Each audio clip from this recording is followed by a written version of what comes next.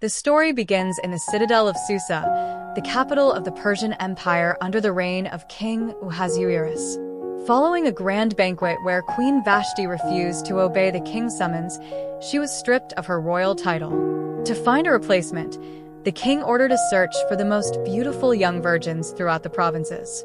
Among them was Hadassah, also known as Esther, a Jewish orphan who had been raised by her cousin Mordecai. Esther was taken to the palace, but under Mordecai's instruction, she kept her Jewish heritage a secret.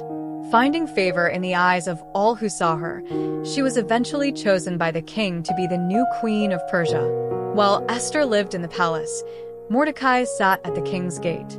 He discovered a plot to assassinate the king and reported it through Esther, saving the monarch's life, an act that was recorded in the royal annals but initially forgotten.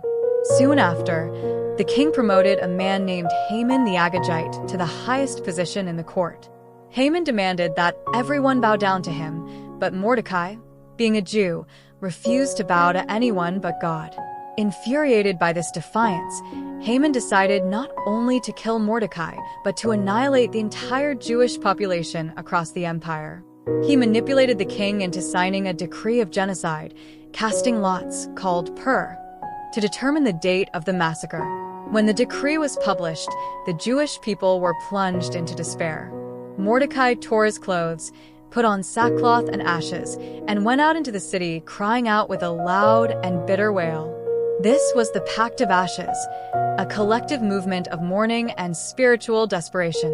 Across every province, Jews joined in fasting, weeping, and wailing. Many lay in sackcloth and ashes to signify their total dependence on divine intervention. Esther was deeply distressed when she heard of Mordecai's state. Through a messenger, Mordecai informed her of the decree and pleaded with her to go to the king to beg for mercy. Esther hesitated, reminding him that anyone who approached the king's inner court without being summoned faced an automatic death penalty unless the king extended his golden scepter. Mordecai sent back a powerful warning. Do not think that because you are in the king's house you alone of all the Jews will escape. For if you remain silent at this time, relief and deliverance for the Jews will arise from another place, but you and your father's family will perish. And who knows, but that you have come to your royal position for such a time as this. Moved by these words, Esther accepted her destiny. She made a pact with her people, requesting that all Jews in Susa fast for her, neither eating nor drinking for 3 days and 3 nights, while she and her attendants did the same. This was the moment of ultimate surrender. Clad in the spirit of the ashes and the strength of the fast, she uttered her most famous declaration of courage. I will go to the king, even though it is against the law. And if I perish, I perish.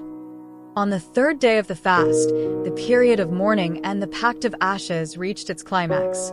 Esther laid aside her garments of affliction and dressed herself in her royal robes, standing in the inner court of the palace, directly facing the king's hall.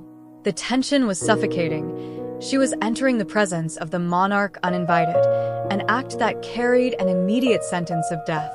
The king was sitting on his royal throne, facing the entrance. When he looked up and saw Queen Esther standing in the court, she found favor in his sight. Instead of calling for the guards, the king reached out and extended the golden scepter that was in his hand. Esther approached with trembling reverence and reached out to touch the tip of the scepter, signaling her acceptance of his mercy and the beginning of her mission to save her people.